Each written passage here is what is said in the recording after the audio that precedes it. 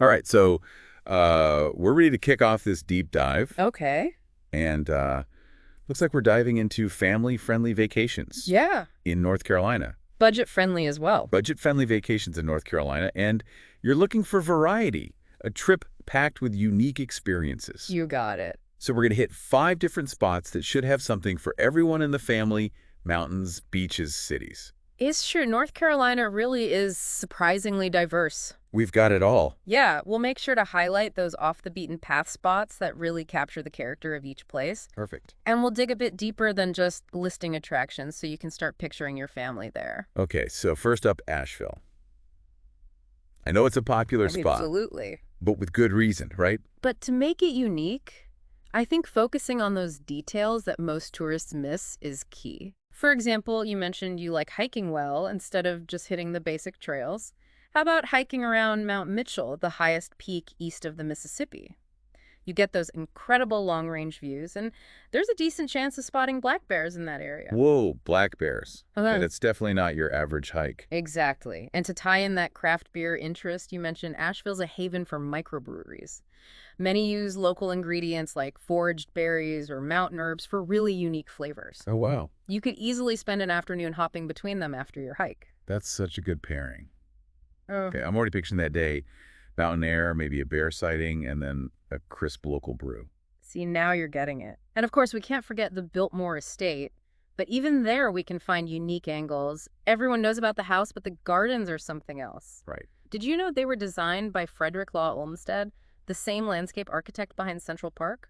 No, I didn't. They're not just pretty, they're horticultural masterpieces with different themed areas. Okay, that's what I'm talking about. I'd much rather stroll through a garden designed by a legend than just any old flower beds. Plus, it sounds like the kind of place you could wander for hours. Exactly. And to keep things budget friendly, I recommend checking out the residences at Biltmore. They have spacious suites with kitchenettes so you can make some meals yourself, and they're super close to all the Biltmore attractions. Or for a more budget-friendly option, there's the Hampton Inn on Tunnel Road with a free breakfast and indoor pool. All right, so we've covered Asheville, and Yeah. I'm already feeling inspired. Yeah. I know you've got 4 more awesome destinations for us. Well, since you mentioned loving dramatic landscapes, What's next? let's head to the Outer Banks, specifically Jockey's Ridge State Park. These aren't your average beach dunes. They're constantly shifting, almost like a desert by the sea. Ooh, I'm intrigued. What kind of activities do they have there? Just regular beach stuff? They do have the usual swimming and sunbathing, but this is where it gets interesting. You can actually try hang gliding at Jockey's Ridge. The park offers lessons and rentals, taking advantage of those towering dunes and constant winds. Whoa, hang gliding. That's definitely not what I expected to hear. So we've got breathtaking views and an adrenaline rush all in one spot. Exactly. And for a completely different experience, there's the North Carolina Aquarium on Roanoke Island. Okay. It focuses on the marine life specific to the Outer Banks. And they have a really cool touch tank where you can actually touch some of the creatures. Ooh, I bet the kids would love that. Yeah. Getting up close and personal with those sea creatures. Okay, so Outer Banks is giving us both thrills and education. What about lodging? We're still aiming for that budget-friendly approach. For sure. For beachfront access without breaking the bank, I recommend checking out either the Days Inn by Wyndham Kill Double Hills Oceanfront or the Comfort Inn South Oceanfront. Both offer family-friendly amenities, breakfast included, and your steps from the sand. Okay, mountains and beaches covered. I'm sensing a theme here. You're really good at finding those unexpected twists. Yeah. Where to next? Let's mix it up with a bit of city life.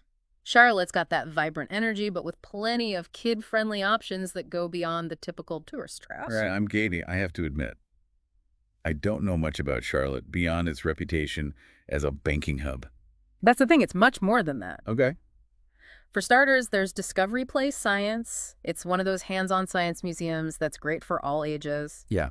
You mentioned your kids love anything to do with space, right? Yes, they do. Well, they have a whole section on space exploration where they can launch rockets and learn about the planets. Ooh, launching rockets. Yeah. That's a winner for sure. Yeah. And what about for those of us who aren't quite as space obsessed? Don't worry, they've got plenty for everyone. There's an IMAX theater with nature documentaries, interactive exhibits on the human body, and even a rainforest section where you can walk amongst butterflies. Wow. It's the kind of place where you can easily spend a whole day and still not see everything. Sounds like my kind of museum. Uh, Plenty to keep everyone entertained and learning something new. exactly. And to contrast, That high-energy experience, how about an afternoon at Daniel Stowe Botanical Garden? Okay. It's a bit outside the city, but well worth the trip. Right. They have themed gardens, a conservatory with exotic plants, and even a children's garden with a splash fountain and play areas. Okay, so we've got science, nature, and even a bit of art thrown in with those gardens. Charlotte's sounding more and more appealing. Right. And for a dose of that classic amusement park fun, there's Carowinds. Okay. It's actually on the border of North and South Carolina, so you can technically say you visited 2 states in one day. Haha, love it. Two birds, one stone. Okay, so we're packing in a lot here.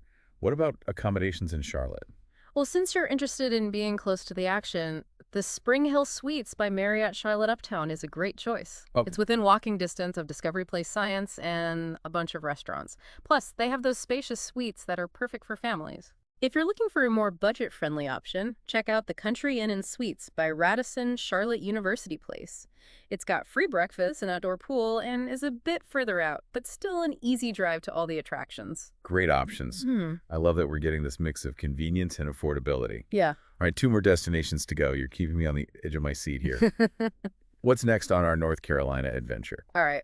Ready for something completely different? Yeah. Let's trade the city buzz for some mountain charm. Okay. We're heading to Boone and Blowing Rock, the heart of what's known as the High Country. Ooh, high country. I I like the like- sound of that. I'm picturing those classic mountain towns, cozy vibes, maybe some snow-capped peaks in the distance. You got it.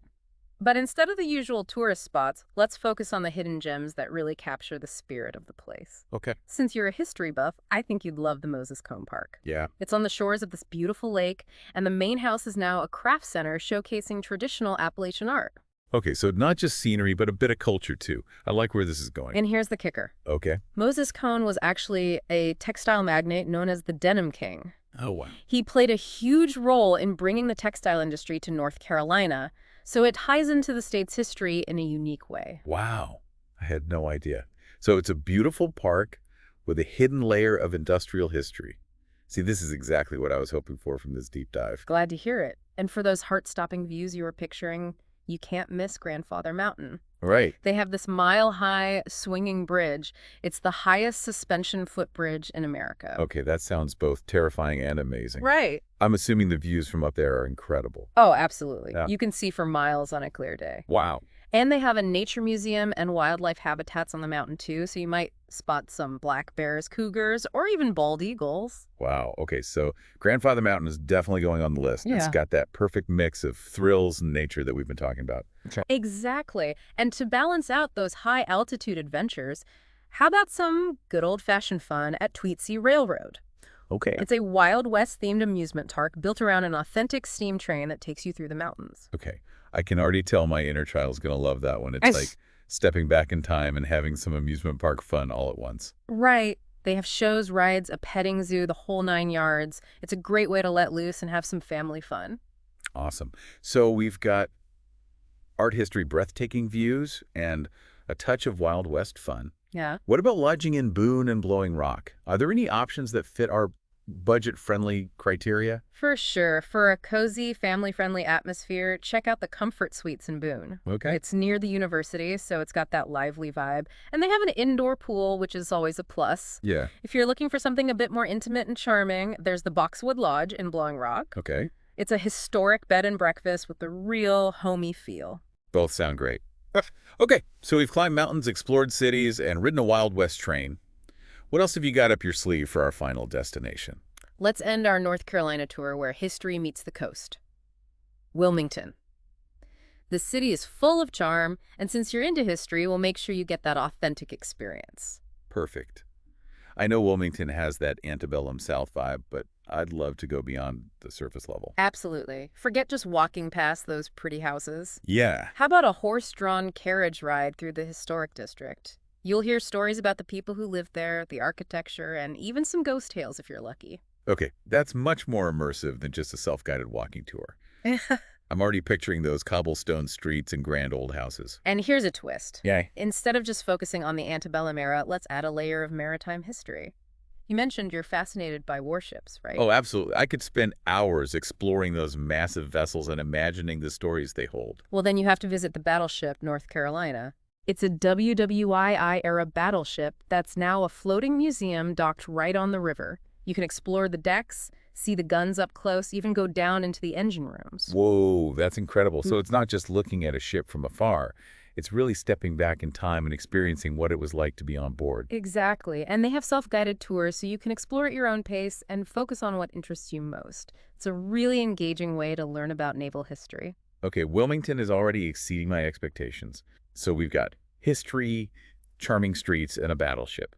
What else is on the menu? Well, since you're a family man, we can't forget about keeping the kids entertained. How about a visit to the Carolina Beach Boardwalk? Right. It's got that classic boardwalk vibe, carnival games, amusement rides, cotton candy, stands the works. Perfect. A bit of nostalgia for me and some good old-fashioned fun for the kids. It's all about finding that balance, right? Exactly. And for a dose of nature and art combined, check out Airlie Gardens. It's not your average garden. They have these massive ancient oak trees draped in Spanish moss sculptures hidden throughout the grounds, and even a butterfly house. Okay, I'm loving the variety here. Yeah. So we've got history thrills, nature and art all in one city. It sounds like Wilmington has something for everyone.